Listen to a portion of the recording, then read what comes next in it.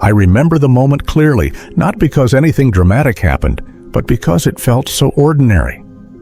I was sitting alone at my kitchen table late at night. The house was quiet in that heavy way it gets when everyone else is asleep. The light above me buzzed softly. My hands were resting on the table, and I caught myself staring at them. They looked old, thin skin, small spots, veins standing out more than they used to. Earlier that day, someone had asked me for help again. Nothing urgent, nothing serious, just another request. And like always, I had said yes without even thinking. Sitting there in the quiet, I felt something I hadn't let myself feel before. I felt empty. Not sad exactly, just tired in a deep, settled way. That was when it hit me. At 76 years old, I had never really learned how to say no. When I was growing up, no one ever explained this to me. No one said, "You're allowed to refuse." It wasn't something we talked about. In my family, being helpful was expected. Being agreeable was praised. If you caused problems, even small ones, you were corrected. If you disagreed, you were told to be respectful. I learned very early that staying quiet made life smoother. I learned that keeping other people comfortable mattered more than speaking up. I was the child adults liked. Teachers trusted me. Relatives pointed to me and said I was well behaved. I didn't argue. I didn't complain. Inside, I sometimes felt uncomfortable or overwhelmed, but I kept that to myself. I thought that was what being mature meant. I thought strength meant swallowing things and moving on. As a teenager, that habit followed me everywhere. With friends, I went along with whatever they wanted to do, where to go, what to eat, when to leave. If something didn't sit right with me, I ignored the feeling. I didn't want to be difficult. I didn't want to lose people. Saying yes felt safer than risking disapproval. When I became a young man and started working, that way of living settled in even deeper. I wanted to prove myself. I wanted to be seen as dependable. When someone older asked me to stay late or take on extra work, I agreed. Even when I was already tired, even when I had plans, even if those plans were just time alone. I remember the tight feeling in my chest the first few times, but I pushed it aside. I told myself this was just how life worked. Work quickly became the center of my days, not because I loved it, but because it needed me, or at least that's what I believed. I showed up early and left late. I rarely took breaks properly. Lunch was something I squeezed in when I could. Sometimes it was a sandwich eaten standing up. Sometimes it was just coffee. People would talk around me about weekends and plans. I listened more than I spoke. When someone asked how I was doing, I said I was fine. It became automatic. I wasn't lying exactly. I just didn't know how to explain the constant tiredness that followed me everywhere, not just in my body, but in my head. After work, I came home worn down. I told myself I deserved rest, but when I sat down, I felt uneasy, like I should be doing something else. If the phone rang and someone needed help, I got up. If a family member asked for a favor, I agreed. It felt easier than explaining why I couldn't, easier than risking disappointment. Meals at home were simple and quiet. Sometimes I ate standing in the kitchen, sometimes in front of the television, watching shows I didn't really care about. Food became something practical, not something enjoyed. Sleep came easily most nights, but it never felt like enough. I woke up already tired. Years passed like that without making much noise. Days felt long, but when I looked back, time had disappeared. Birthdays came and went. People called, sent messages, stopped by. I smiled, thanked them, and went back to routine. I remember turning 40 and thinking I still had plenty of time. Turning 50 and thinking the same. I didn't notice how quickly the years were stacking up behind me. My body started changing in ways I didn't expect. My back hurt more often. My hands felt stiff in the morning. I moved a little slower getting out of chairs. I blamed age. I blamed work. I blamed poor sleep. I never blamed the way I lived. I never considered that constantly ignoring my own limits might have something to do with it. Relationships followed the same pattern as everything else. I was present, but not fully. I listened, but I didn't share much. I adjusted myself to fit other people's needs.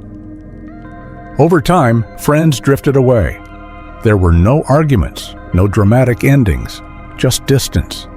I told myself I would reach out when things slowed down. They never did. Silence became familiar.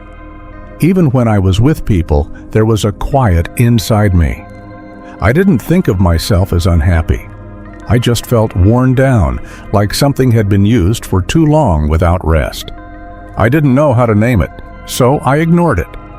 The first loss that truly stopped me came later, and it came quietly. A coworker I had known for years passed away suddenly. We weren't close in the way people imagine closeness. We didn't talk about feelings or dreams, but we shared time, long hours, quiet understanding. At his funeral, people spoke about how dependable he was, how he never let anyone down, how he was always willing to help. As I stood there listening, something cold settled in my chest. It sounded too familiar. It sounded like the life I was living.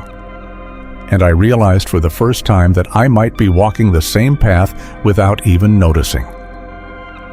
That was when small doubts started to surface. Not loud questions, just quiet ones I couldn't completely push away anymore. I began to notice how often I said yes without thinking, how rarely I asked myself what I wanted. I didn't change right away. Habits like mine don't break easily.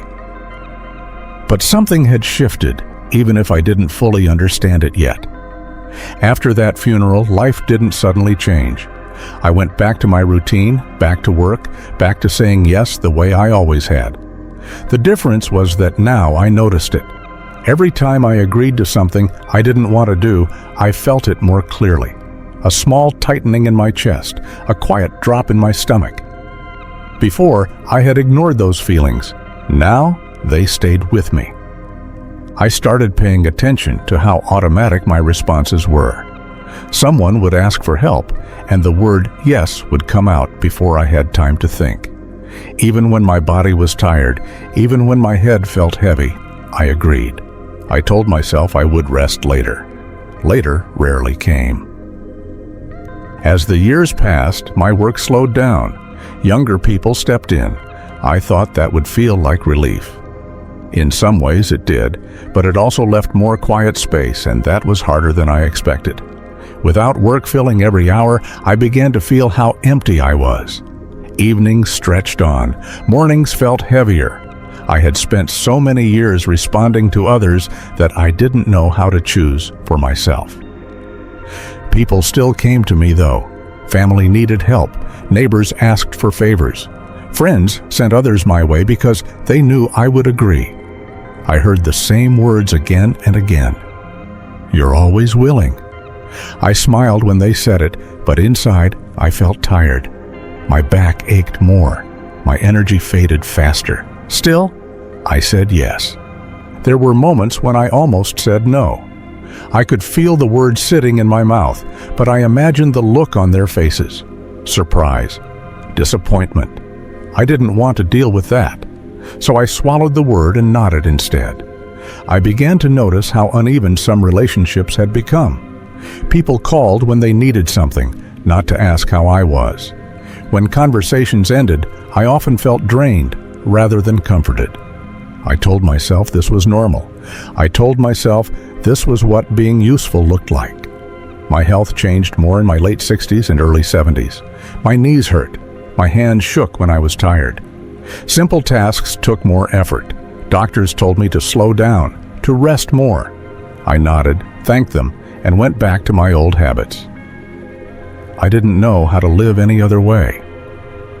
One evening, after helping someone with a long, exhausting task, I sat down and couldn't get back up right away. My legs felt weak. My chest felt tight. It frightened me, but only for a moment. When it passed, I told myself it was nothing. I didn't tell anyone. I didn't want to worry them. I didn't want to seem weak. That fear stayed with me quietly. It showed up late at night when sleep wouldn't come. I started thinking about time differently. Not in years, but in moments.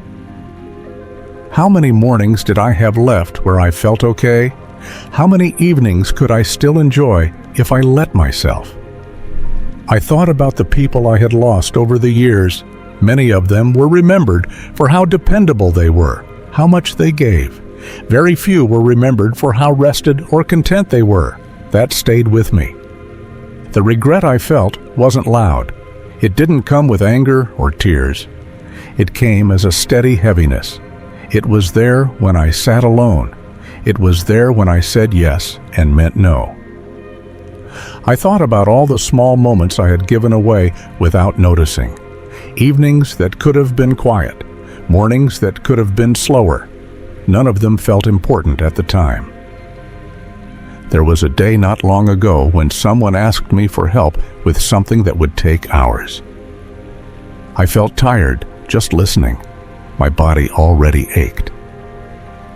For the first time, I didn't answer right away. The pause felt strange. The other person waited. I almost said yes. The habit was strong, but I thought about how I would feel afterward. Worn out, quietly resentful, and for a brief moment, I imagined saying no. I didn't fully manage it. I agreed to less than usual. Even that felt uncomfortable. I felt guilty afterward. But I also felt something else, relief. It was small, but it was there. That moment didn't change my life overnight. I still struggle. I still say yes more than I should. But it showed me something important. Saying no didn't end anything. People adjusted. Some didn't even notice. And the ones who truly cared stayed. Now, at 76, I can see my life more clearly. I see how often I chose being liked over being honest. I see how I confused usefulness with worth. I don't hate my life. I helped people. I was there when it mattered. But I also see what it cost me.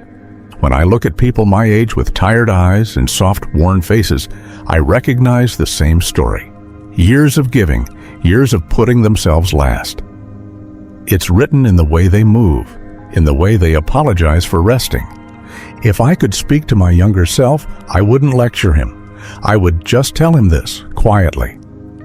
You are allowed to rest. You are allowed to say no.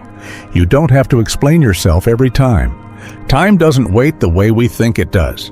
One day, you may look back and realize you've been living on empty for a long time. I wish I had understood that earlier. If you're listening to this and something feels familiar, I hope you reach out to someone you care about, not to help them, just to talk. If you want to share your own story, you can leave a comment. It helps to know we're not alone. And if you'd like to hear more reflections like this, you can subscribe. I'm still learning, even now, how to say no and how to say yes to myself.